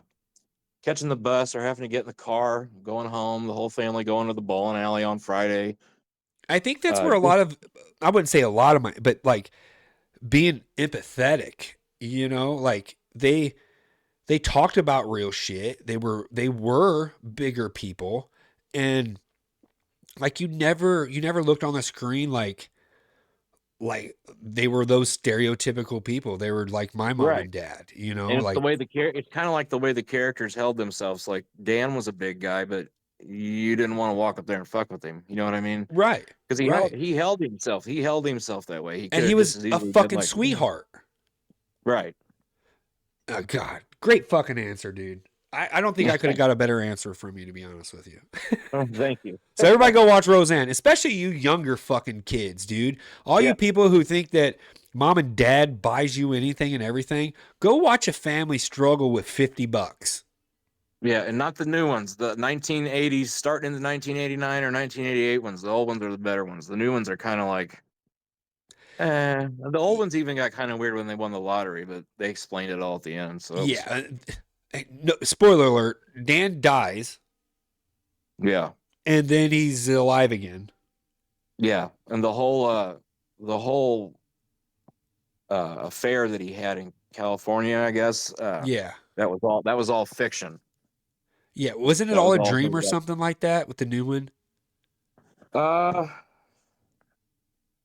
I I don't don't remember because remember. I really didn't watch the new one. I watched maybe the first couple of episodes. I'm like, man, this is not Roseanne.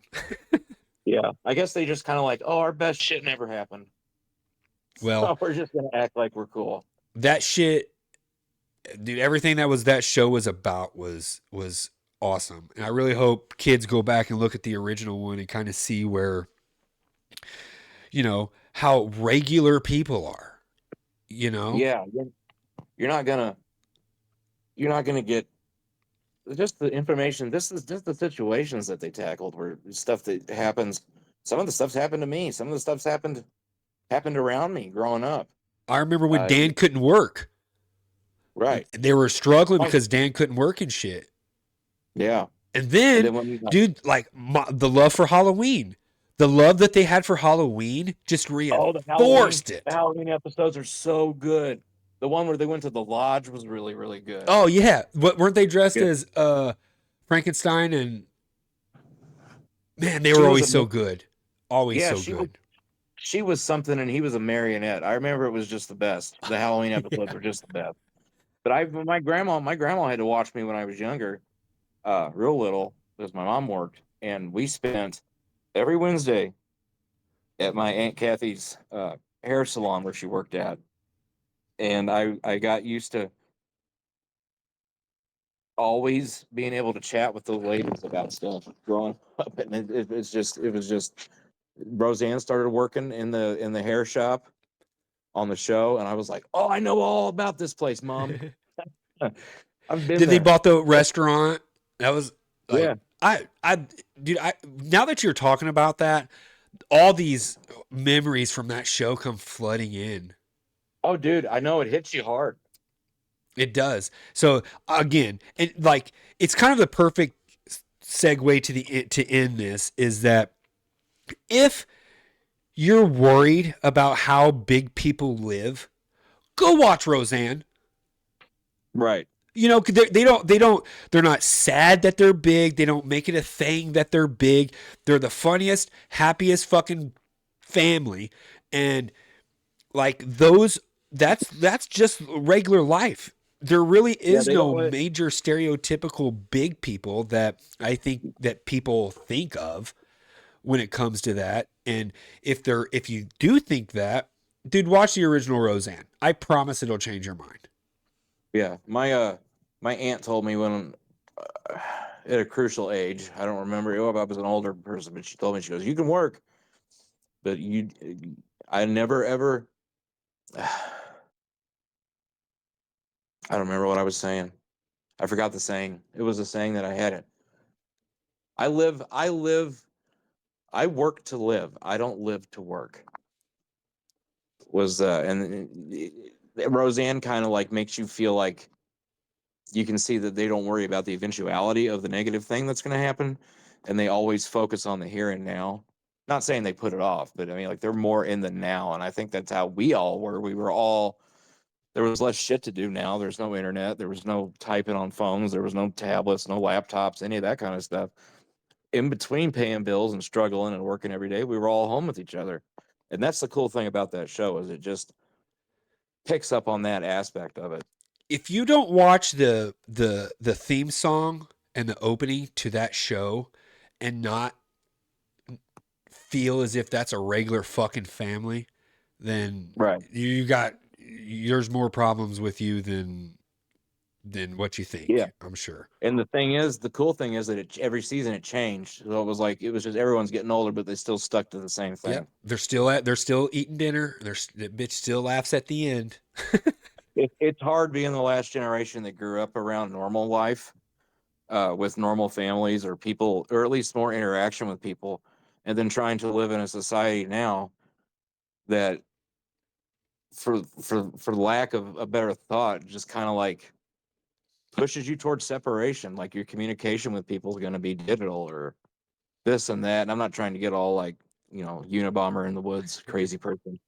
But I mean, it's just, I don't know. It's just, Well, it's that's what I'm trying to different do life. here, man, is I talked to a big guy for 45 minutes about TV and movies, and I think that at the end of this, people are going to get that,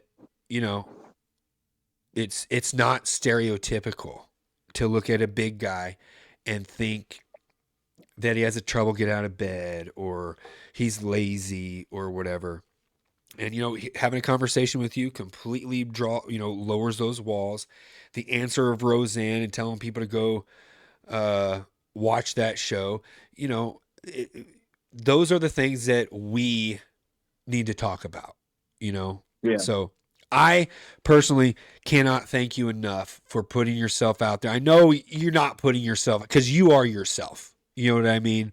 And I do Yeah. think that the confidence that you have is just being a funny human fucking being is worth more to me and our listeners than having some self-loathing, lazy fucker who, wants everybody to say, poor me, poor me, poor me for him. Yeah. I I think that's the definitely, stereotype big guy.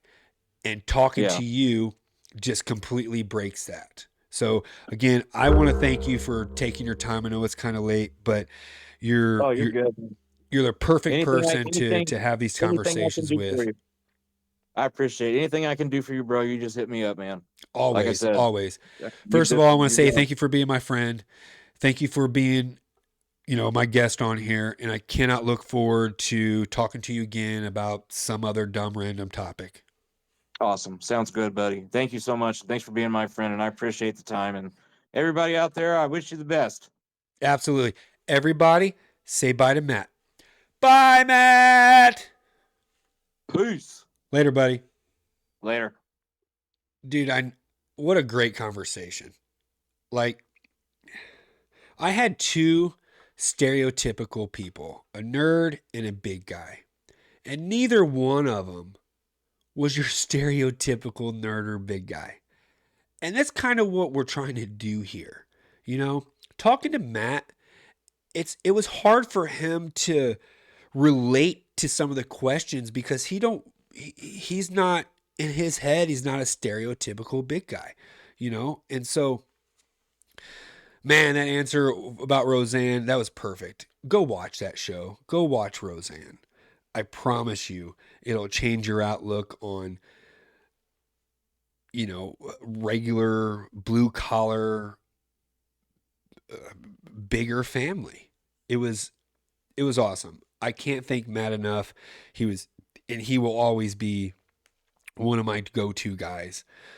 And I can't wait to talk to him again. I really hope that you guys got out of these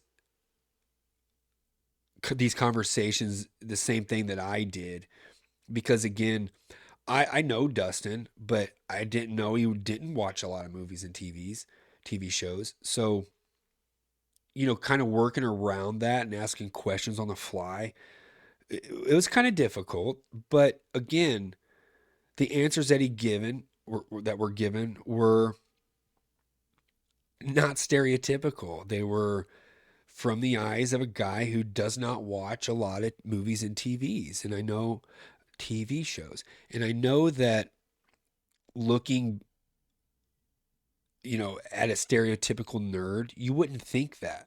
I didn't think that. Like, for real. To me, kind of like you said, gaming, computers, technology, movies and TV shows. I don't know why I keep saying TVs. TV shows. Those are things that help lower the walls of somebody looking at somebody and says, that dude's a nerd. Well, why is he a nerd? Because he likes movies and TV shows, or he games a lot, or he's into technology. But I think one of the best parts about being a nerd today is I think everybody's kind of a nerd, whereas not everybody is a big guy.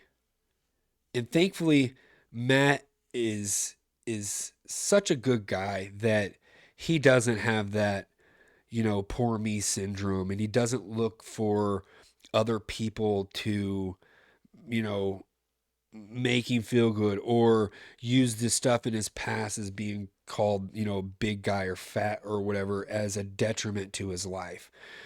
He knew at a very early age that he was going to be made fun of, and he got in front of it very early. One of the nicest fucking people you will ever meet in your life. I promise you that. Empathetic. He's he's not your stereotypical big guy. And again, that's what we're doing. We're lowering the wall of stereotypes because they're not stereotypical people.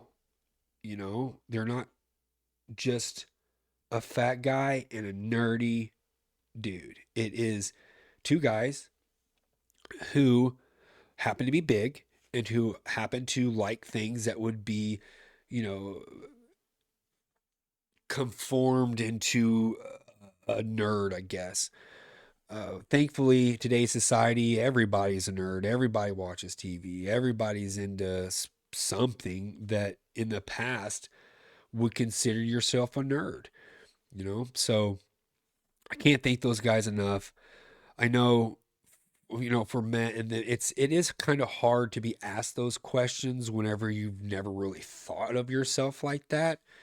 But I think we got a lot of good information from two stereotypes that just simply break the walls. So I'm super proud of those conversations, and I really look forward to talking to both of them in a different stereotype, because both are labeled up here as a different stereotype. So, man, I just I just love pulling those walls down and seeing people for who they are and not for their stereotypes. And this is a prime example of that. We had two guys labeled as something, but really, they're not your stereotypical people. They're not your stereotypical nerd or stereotypical big guy. They're two guys that love life and live life and do things that they love to do. Whether that's because he's a nerd or because he's big, it doesn't really fucking matter. They just do it because they're just, that's what their interests are. So the next time you see a big guy, don't think that he's a self-loathing, depressed individual, because he could be like Matt, who just don't give a fuck what you think about him, who has lived a life in a bigger body and isn't afraid of being himself. Same thing with Dustin. He's not afraid to talk about anime or technology. He won't talk to you about movies and TV because he doesn't watch a lot of movie and TV. So, that again, lowering stereotypes, one conversation at a time. And so I'm going to leave you guys with this. I'm going to reformat it a little bit. What I'm going to do is I'm going to spin right now. You see on the bottom right are my stereotypes. I'm going to spin it twice. And those are the people who we're going to talk to next week.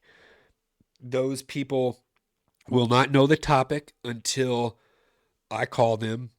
I will not spin a topic until the beginning of next episode, so that everything is on the fly. Everything is, completely random. So, without further ado, let's see who the fuck we're talking to next week. Let's see. Who are we talking to? We're going to talk to a lesbian? Who we got? Student. Oh, we got a student. We're going to talk to a student. Now, I don't know. I got a couple of students.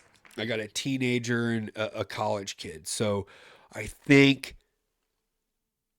probably talk to a college student. That way, we'll get a little bit. I think we'll get a little bit more.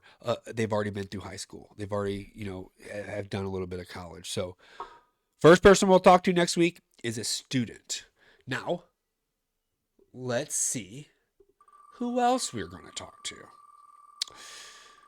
Let's see. Who we got? Old agnostic. All right.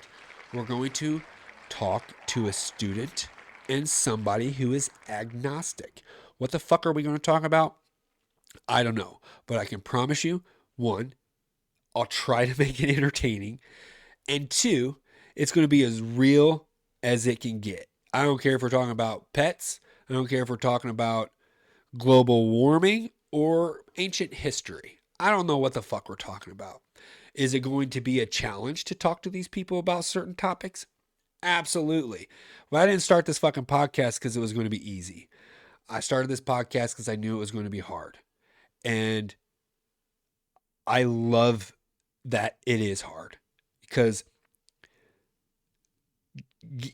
getting by in life is hard. Coming up with random, questions to an agnostic person is going to be hard. But life's hard. And I'm up to the challenge to get some information out of these people.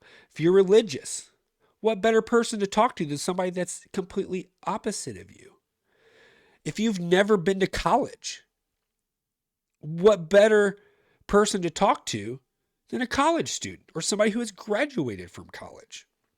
So I'm really looking forward to this. I really am. So stay tuned as we break stereotypes one conversation at a time while we talk about bullshit and not your stereotypical bullshit. All right?